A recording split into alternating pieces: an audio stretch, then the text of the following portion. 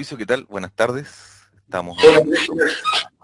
¿Qué tal? Muchas gracias por el tiempo. Estamos con Mauricio González, docente de la Universidad de La Serena, de la Escuela de Psicología, psicólogo, doctor en psicología, eh, para hablar de la psicología, en este espacio que busca plantear temas, también educar y generar reflexiones respecto a salud mental, bienestar y el hacer psicológico.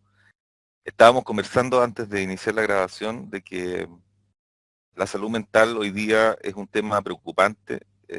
Mauricio, tú trabajas desde la investigación, desde la academia, ¿cierto? sí, ¿Me podrías contar un poco cómo están visualizando eso ustedes a partir de los estudios que están haciendo, de la mirada que están teniendo desde la universidad?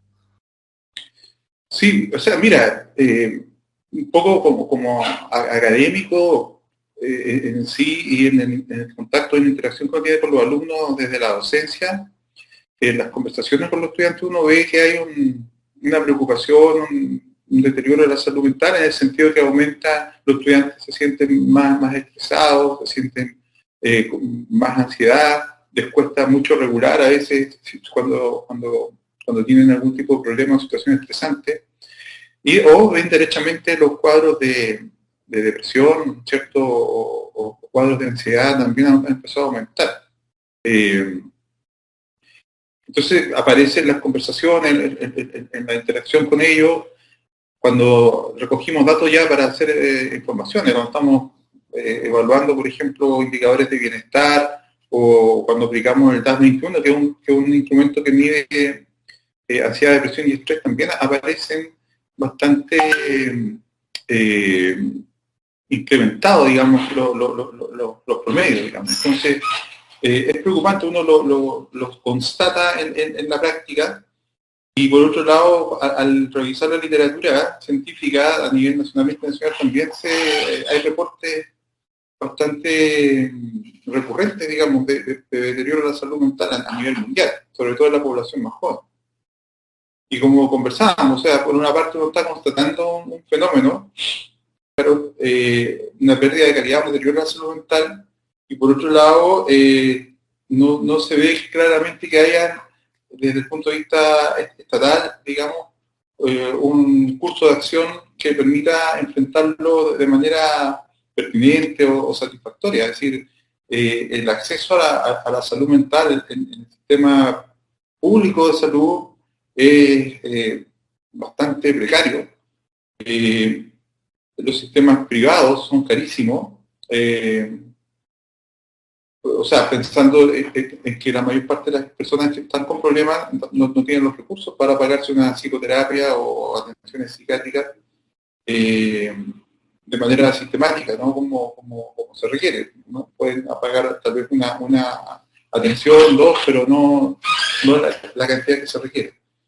Y por otro lado, tampoco hay alguna otra contingencia que permita en serio, digamos, rigurosamente poder enfrentar el problema, porque también hay mucha oferta digamos, oferta de atenciones o prestaciones de salud mental, pero que son tan basadas en pseudociencia, ¿ya? O que por último no tienen una evidencia científica de respaldo, lo que tampoco da ninguna seguridad de que hagan bien, ¿no? Pueden tener algún efecto placebo o pueden tener algún efecto momentáneo, pero no van a solucionar el fondo del problema. Entonces, finalmente, no lo resuelven y el problema se sigue agravando. Y eso es lo preocupante. Yo no sé si lo compartes tú o has tenido también información en esa línea, pero es un tema que a mí me preocupa.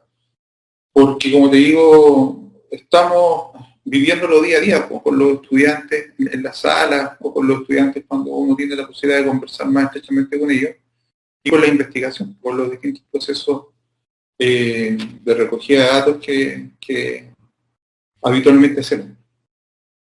Sí, no, la verdad es que yo lo comparto plenamente. Primero porque hay evidencias, hay algunos estudios, ¿cierto?, que están mostrando la afectación. Por otro lado, también por el contacto con estudiantes del área técnica, donde se ve claramente cómo se manifiestan los mismos síntomas que tú señalas.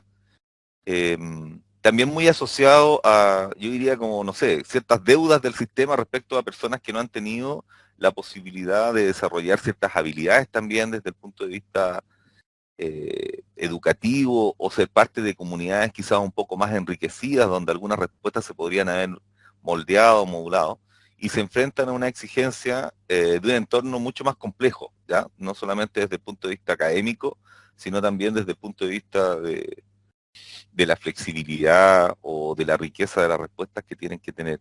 En ese sentido, los aspectos emocionales aparecen como muy manifiestos en términos de que no se observa una buena autogestión de las emociones, no se observa a veces incluso reconocimiento de lo que me está pasando, de lo que estoy sintiendo, ¿ya?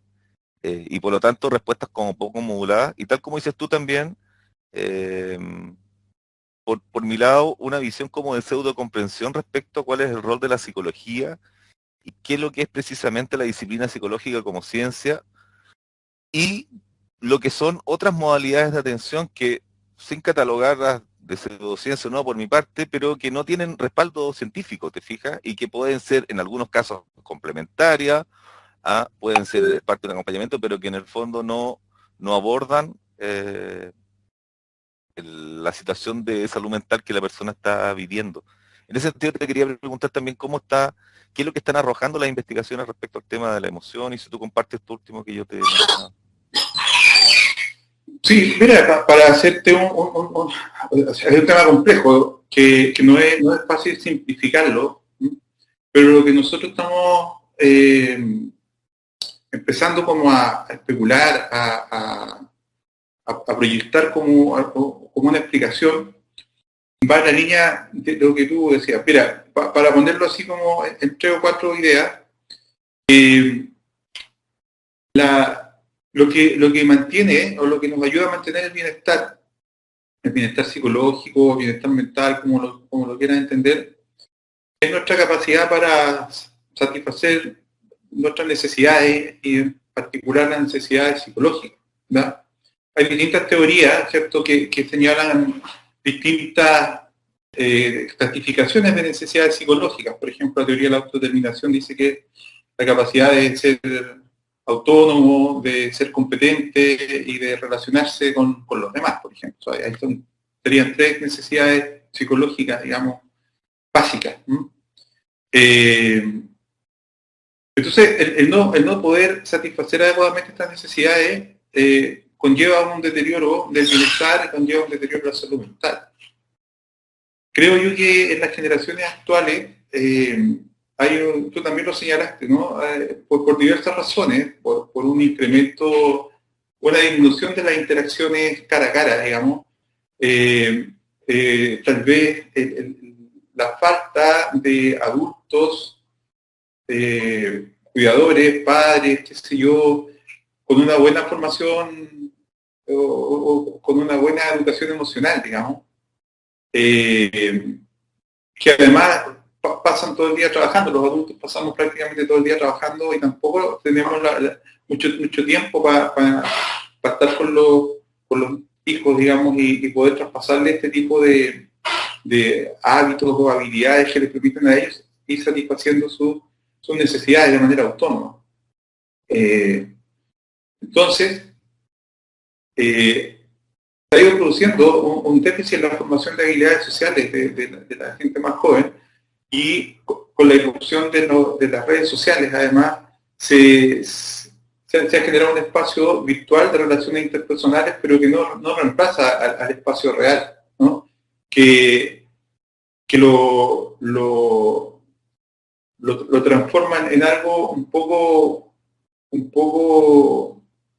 como, a ver cómo explicarlo, es como alimentarse comiendo un chicle, por ponerlo en términos bien simples. Es como transforma el espacio de las relaciones sociales en algo que no es, o que no es un satisfactor adecuado, digamos, para las necesidades. Entonces, tenemos la falta de bienestar o la falta de satisfacción de estas necesidades genera dolor mental, genera malestar, genera un estado subjetivo psicológico, digamos, que no es positivo, ¿no?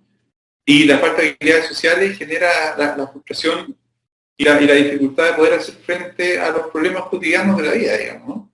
Entonces va incrementando ese malestar que en algunos casos puede manifestarse como malestar simplemente, o en algunos casos puede manifestarse ya como...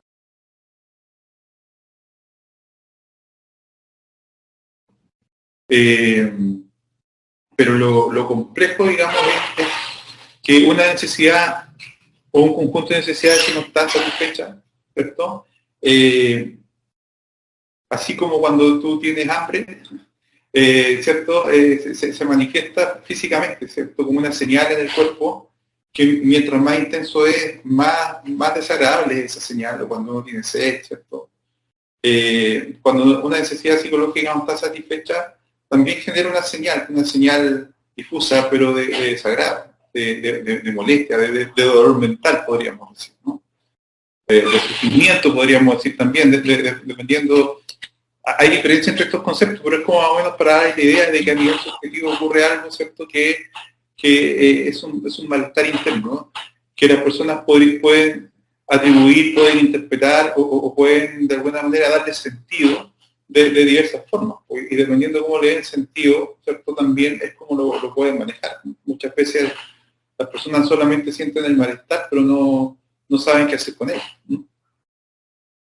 Y en ese sentido, Mauricio, estoy pensando que quizás el celular, las redes sociales son como la comida chatarra de nuestra alimentación física, por decirlo así, que no es nutritiva, pero es adictiva, en el sentido de que Claro. nos generan un placer momentáneo. Eh, y esta suerte de malestar que a veces no tiene nombre, que otras veces se le busca dar un nombre, eh, ¿cómo has visto tú? Conversábamos también antes de la entrevista de que decíamos, bueno, el espacio de la escuela, la convivencia académica, el espacio de la comunidad que hoy día se ha perdido, pero que queda reflejado todavía en la escuela, en la universidad, en el instituto, que son los espacios aparentemente de encuentro normal, ¿ya? O socialmente reconocidos. No están contemplando esta realidad, no están contemplando este malestar, esta condición subjetiva.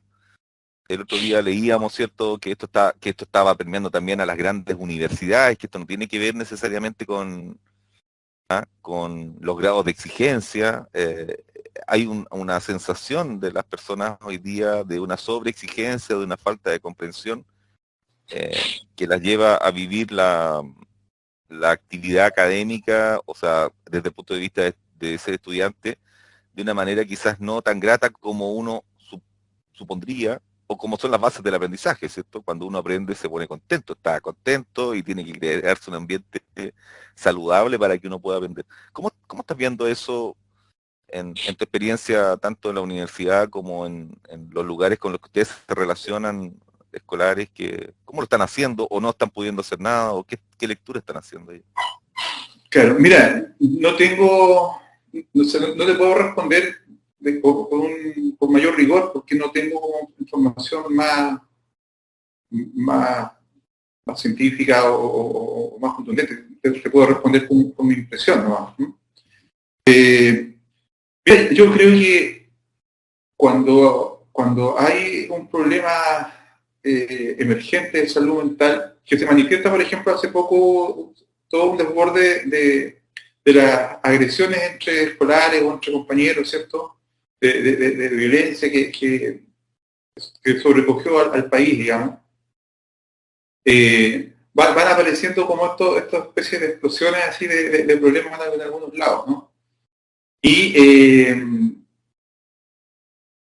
o de problemas individuales, como decíamos recién, de estudiantes con crisis de ansiedad o derechamente con depresión. Las universidades, por ejemplo, no van abasto con sus centros de atención o las prestaciones que puedan dar y cada vez se sienten más sobrepasados. Y una de las alternativas que no son tan desde el punto de vista más bien remedial, digamos, como puede ser una terapia o el acceso a una terapia, puede ser la psicoeducación o puede ser la educación temprana, ¿cierto? Para prevenir que estas cosas ocurran, o sea, para enseñarle a las personas a gestionar mejor sus emociones, para enseñarle a las personas a diferenciar mejor dentro de sus espacios de experiencia subjetiva qué es lo que le está pasando, a comprender qué es lo que le está pasando y a tener a desarrollar alguna habilidad, ¿cierto?, para poder regularlo mejor. Desde saber conversar, desde saber aceptar a los demás, ¿cierto?, desde una perspectiva no tan egocéntrica, ¿cierto?, hasta saber qué hacer cuando me da rabia, saber qué hacer cuando tengo miedo. Son cosas súper importantes en las cuales la psicología ha avanzado mucho, ¿ya? Hay mucho conocimiento empírico, hay muchos programas que se han desarrollado psicoeducativos en temas como la gestión emocional o la regulación emocional, ¿cierto? Estrategias de afrontamiento, ¿cierto? Para todo lo que es el manejo del estrés. En fin, hay un montón de conocimientos y de programas que se pueden ir transformando, adecuando a estos distintos escenarios, desde la enseñanza parvularia, digamos, hasta la enseñanza universitaria, que podrían servir mucho para revertir un poco esta situación y no llegar a la instancia final cuando la persona hace una crisis o un problema y después requiere una psicoterapia que es larga y que es cara también, ¿no? Entonces, creo yo que ahí hay una especie de... Mira, el problema es complejo, pero hay una disociación entre lo que la disciplina psicológica tiene para ofrecer, ¿cierto?, a la sociedad para resolver estos problemas y la capacidad que tenemos los psicólogos para que efectivamente la sociedad nos entienda y nos dé el espacio para hacer esta oferta, porque no están los espacios, me explico, no hay un programa, hemos sido los psicólogos malos para influir más en las políticas públicas, por ejemplo, ¿no? Hay psicólogos en la escuela, pero ¿qué es lo que están haciendo los psicólogos en la escuela? Tienen un rol importante en psicoeducación y qué formación tienen ellos también en psicoeducación. Nosotros, nuestras mismas carreras, están capacitando, están formando a los egresados, están parte del perfil que sepan hacer psicoeducación de buena calidad, digamos, con programas diseñados desde la evidencia científica, ¿cierto? Y no desde el sentido común. Que yo creo que es una muy buena herramienta que no estamos aprovechando y que no hemos sabido posicionar bien desde la psicología, desde quienes formamos y desde el rol político que también deberíamos tener para influir en las políticas públicas, digamos, ¿no? En que se inviertan mucho más recursos en programas psicoeducativos, ¿no? Para poder haciendo frente y anticipándose a lo que probablemente va a ser un problema cada vez más grave para nuestra sociedad, el problema de la salud mental. No sé si me explico bien. Sí, no, sí, me parece, o sea, además es interesante esta mirada de que efectivamente hay que hacer una autorrevisión, ¿cierto?, del rol de los psicólogos, de la psicología, de la misma universidad respecto a estos planteamientos, que a veces quedan muy, por ejemplo, ligados al tema escolar o los primeros años de vida. ¿Ah? O se le da una mirada más bien médica cuando ya son adultos. Por ejemplo, en la mayoría de los debates hoy día televisivos, por ejemplo, lo que hay son psiquiatras. ¿Ah? Y entonces se está hablando del fármaco, de la atención, sin poner el acento justamente en lo que dices tú, en cómo se desarrollan ciertas herramientas desde temprana edad al alero de los espacios educativos, pero junto con eso al alero de los espacios comunitarios para que no solamente mejore la convivencia, sino que para que las personas tengan mejores herramientas, en el fondo, para plantearse estos procesos de cambio constante. Y en ese sentido... ¿Cómo se forman los padres, por ejemplo? Si los profesores Claro, van a asignar un rol, ¿quién forma y cómo se forman los profesores para que lo hagan? O si los además, psicólogos tienen un rol más específico, digamos, sí. en ese ámbito. Y más activo dentro del proceso, transversal y no radicado en una oficina o en un espacio donde van aquellos estudiantes que tienen alguna dificultad, ¿te fijas? Yo te quería preguntar respecto justamente a lo que tú hablabas de la evidencia, porque una de las preocupaciones también y el sentido de estas conversaciones es que muchas veces la oferta de la llamada terapia, por ponerla así, ya se confunde con la psicoterapia Eh, Entendemos que la disciplina psicológica es una ciencia y como tal tiene un estándar que busca, ¿cierto?, entregar respuestas que tienen una base científica, es decir, han sido comprobadas, han sido estudiadas, algunas son superadas en el tiempo, son revisadas, pero muchas veces se confunden con otros mecanismos que, pudiendo ser interesantes también desde el punto de vista de abordar, todavía no existe una evidencia al respecto. Eh, Puede ser el sentido común, a veces la influencia de miradas holísticas, que no tampoco tiene nada de malo, pero que muchas veces no establecen las razonables diferencias entre lo que es la disciplina psicológica y propiamente tal una acción que pueda servir para sentirme bien momentáneamente, controlar mi respiración y a través de eso mis emociones. ¿Cómo ves tú eso? Porque también tiene que ver con que los psicólogos, y esa es mi impresión, no hemos hecho un híbrido un poco extraño, confundiendo a la población y por otro lado retirándonos de esos espacios y dejándole esos espacios a personas que tienen otro tipo de formación. No digo que esté malo, digo, debe haber alguna preocupación ahí, porque no es solamente la regulación del ejercicio profesional, sino que tiene que ver con la calidad de respuesta que se le da a un problema serio, que es el tema de salud mental. Claro. Difícil tema, difícil de abordar cuando lo trato, lo conversamos. Generalmente siempre termino ofendiendo a alguien, digamos, y no es mi intención ofender ni pelearme con nadie, digamos. Pero también uno puede sacarle el cuerpo a la jeringa frente a estos temas, que tiene una dimensión ética importante también.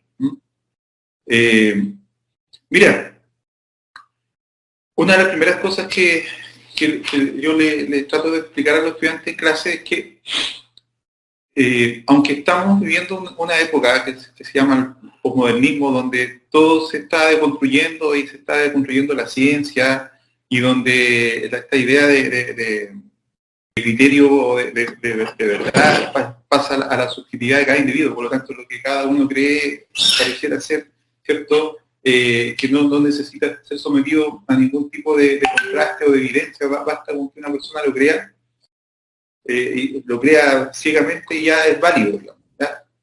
Cosa que en sí está bien, digamos. Pero cuando aparece el otro, cuando lo que tú crees tiene que ver con tu acción y tu acción tiene que ver con el otro, aparece una dimensión ética, digamos, un principio de no dañar al otro, ¿no?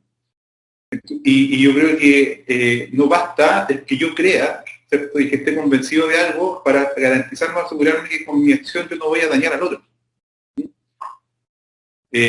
Por más que yo crea que voy a procurar el bienestar de los demás, yo no puedo ser juez y parte en decir, ¿cierto?, que dado que yo tengo esa convicción, entonces no voy a dañar al otro. No sé si me sigue en mi razonamiento. Sí. Entonces, cuando una persona no tiene una formación dentro de un ámbito en particular, pasa que, y esto es como el corazón de mi argumento, ¿no? Si yo me baso solamente en mi experiencia subjetiva, nosotros vemos todos los días que el sol se mueve por el cielo, ¿cierto? Y lo podemos ver, y es una experiencia subjetiva clara que es la misma para todos, ¿no? Y a mí nadie podría convencerme, ¿cierto?, de que no es así, porque yo lo estoy viendo.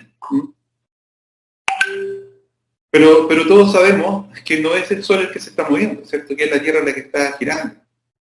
Y se sabe eso no por nuestra experiencia subjetiva, sino que se trata por años y años de observaciones, ¿cierto?, de teoría, de análisis, que incluso antes que el hombre pudiera salir de la Tierra, viajar a la Luna, que ya podría demostrarse, ¿cierto?, que la Tierra era la que rotaba, ¿cierto?, y no era el Sol el que se movía alrededor de la Tierra. Bueno, esa es una tremenda y larga historia y dramática también, ¿no? Pero lo que quiero decir es que uno lo sabe, ¿cierto?, porque lo aprendió. Porque lo aprendió y porque hay algún argumento y evidencia, ¿cierto?, de que eso es así. Si fuera por la pura experiencia subjetiva mía, ¿cierto?, yo podría sostener que es el sol el que se mueve, y punto. Y nadie me sacaría de ahí. Entonces, apliquemos lo mismo a las praxis, a lo que hacemos. Yo del sentido común puedo creer que estoy haciendo algo, un procedimiento, una intervención, o lo que sea, que es después, y porque como las personas me dicen que se sienten bien, yo puedo decir, oye, en realidad lo estoy haciendo después. Pero donde se necesita una evidencia mayor, o sea, se necesita alguna otra fuente o tipo de evidencia para poder estar seguro que efectivamente no estoy actuando sobre un conjunto de creencias, ¿cierto? Demasiado personales, pero que no tienen el impacto real que yo quiero lograr. Y esto de las creencias, fíjate que a mí me encantaría que uno pudiera desear algo y que eso se pudiera materializar, que yo pudiera, y no digo que no ocurra, no digo que no pueda ser en algún plano también eso efectivo, pero mira, hay gente que ha creído que puede sanarse, por ejemplo, de un cáncer comiendo manzana, cuando se ha dado cuenta de que no mejora y va a recurrir entonces a la medicina más tradicional, ya es tarde. Entiendo que a Steve Jobs le pasó algo así. No conozco la historia de fondo, pero hay muchos casos que son más o menos conocidos, digamos, de esta historia. Así como de repente hay casos que dicen, no, esta persona se sanó, ¿cierto? Por cada uno de esos casos que se reportan sin saber muy bien cuáles son, digamos, las evidencias de fondo. Pero hay muchos más casos, ¿cierto?, de lo contrario. Entonces, la invitación, digamos, en ese sentido es que seamos cuidadosos, sobre todo si somos profesionales de la psicología, seamos cuidadosos en imponer o de alguna manera en suponer que porque estamos convencidos de nuestras creencias, ¿cierto? Eso es correcto y eso es lo que va a hacer bien. Deberíamos tener un control de calidad, ¿cierto? Que de alguna manera permita poner entre paréntesis lo que nosotros somos, nuestras creencias, cuando estamos interactuando, ofreciendo un servicio con otra persona y poner un nivel de exigencia mayor. Y ese nivel de exigencia mayor es lo que llamamos la evidencia científica, es decir, procesos terapéuticos que han sido probados sistemáticamente por distintos equipos, ¿cierto? Bajo condiciones controladas y que demuestran que efectivamente estos procedimientos hacen bien y hacen bien dentro de ciertos parámetros, estándares. Porque si no, finalmente podemos estar haciendo que la persona crea que está bien y se está enfermando más, o puede que no estemos solucionando el problema, puede que se lo estemos agravando, como te decía, o en definitiva estamos cobrando a alguien por algo que no le está ayudando a la larga. Y al no ayudar le estamos haciendo más daño, porque estamos retrasando a lo mejor el acceso de esa persona a una intervención que sí le va a hacer bien. Esto vale para las intervenciones de todo tipo. Ahora, hay que revisar mucho los argumentos cuando uno dice por qué cree que eso hace bien, ¿ya? ¿Por qué cree uno que eso? Porque la persona te dijo que se había sentido mejor, pero también es cierto que el hecho, a uno le pasa, ¿no? El hecho de ir al médico, de hablar con alguien, de sentirte acogido, uno se siente mejor, y eso le llamamos el efecto placebo.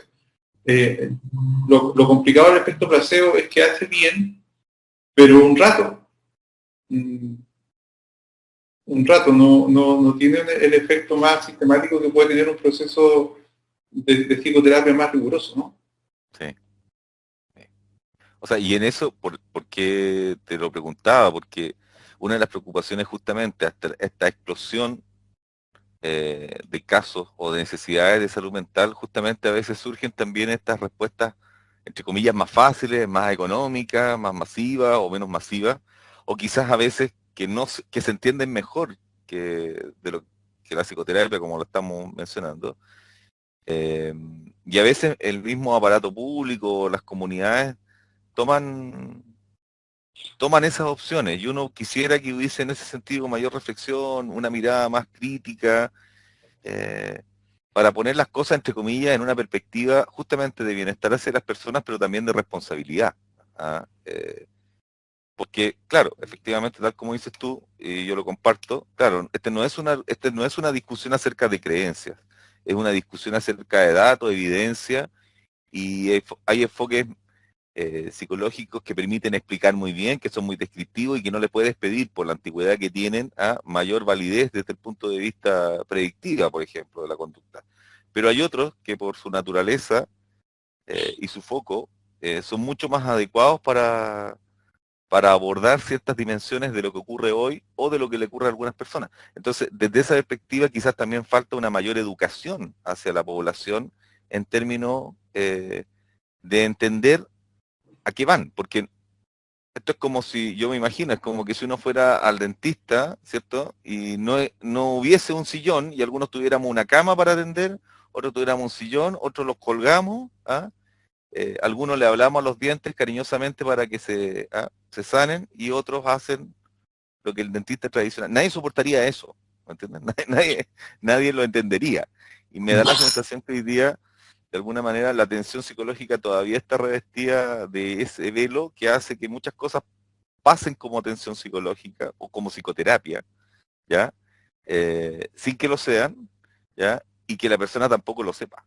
Que, que junto con el tema ético también el tema de educación de las personas, de poder exigir necesariamente una atención psicoterapéutica en base a ciertos parámetros éticos, técnicos, ¿ah?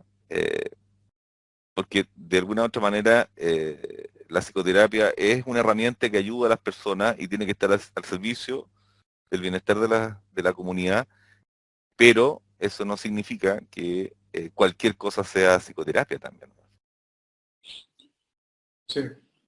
Hay mucho que, o sea, la necesidad de educar es importante, la necesidad, como decíamos recién, de legislar es importante, eh, porque si una persona quiere simplemente conocerse mejor a sí misma y quiere crecer, hay muchas alternativas que pueden ayudarle, que no son, técnicamente no son psicoterapia, digamos, son consultorías, son asesorías, es psicoeducación, y ahí no hay ningún problema, digamos. Si una persona tiene intereses o necesidades espirituales, también, o sea, hay montones de ofertas para un desarrollo espiritual que son totalmente válidas, ¿no?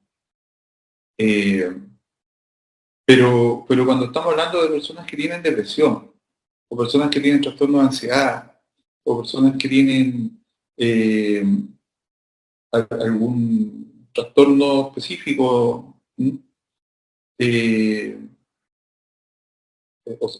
no sé, un trastorno, un déficit atencional, por decirlo, ¿no?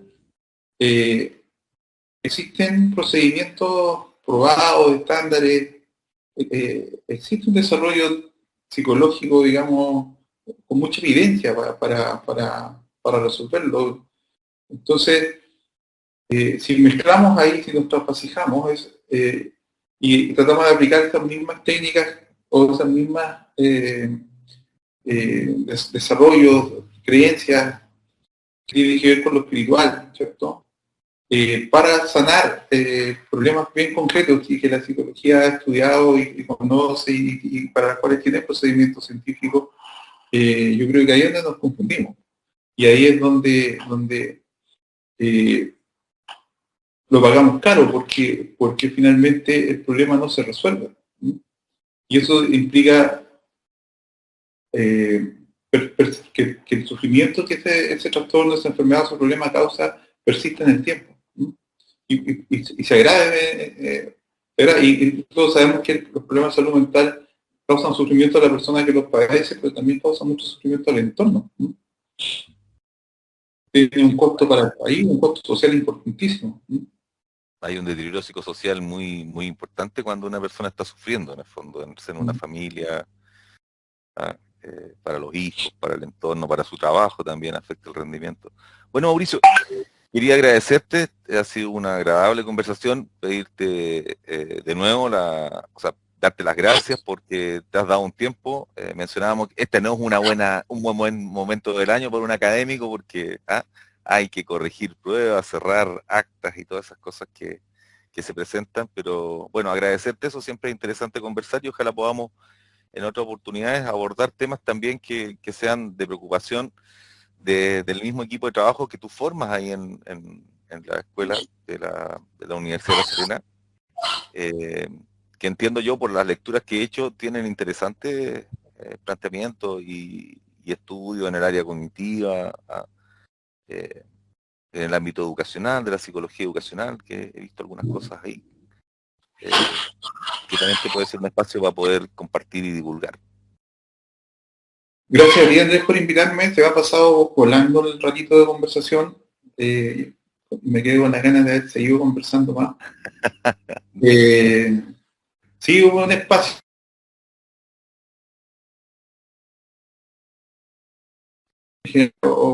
no existen mucho, ¿no? Son, o son muy académicos, Sí, ¿ya?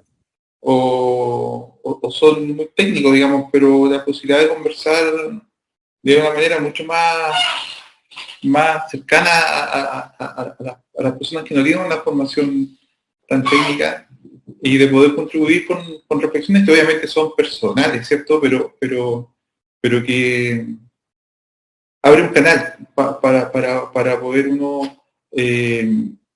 expresar estas preocupaciones, estas ideas, y ojalá que se puedan recoger de buena manera, pues no se puedan recoger como un llamado a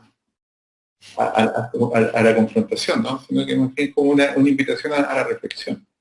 sí. Yo creo que hay espacios, como tú decías, son espacios válidos cada uno para determinados fines y hay lo que tiene que ver con los desarrollos científicos, su aplicación técnica, que en este caso es la psicoterapia para la psicología y otras, y que en este mundo diverso son simplemente mejores aproximaciones que otras para resolver temas que son delicados y que hay mucho espacio todavía que no sabemos, que tenemos que investigar, y ese al final de cuentas es el desafío, yo creo, de todos los que estamos involucrados y el deber ético que tenemos todos los que trabajamos con personas. O sea, tener claridad en lo que estamos haciendo, tal como decías tú, abstraernos quizás un poco, nunca lo vamos a poder hacer, pero de nuestras creencias, y actuar con responsabilidad social también, que al final de cuentas también es una postura política. Yo creo que, tal como dices tú, hay pocos espacios porque quizás a veces los psicólogos también estamos como muy encerrados, ¿ah?, en nuestras discusiones,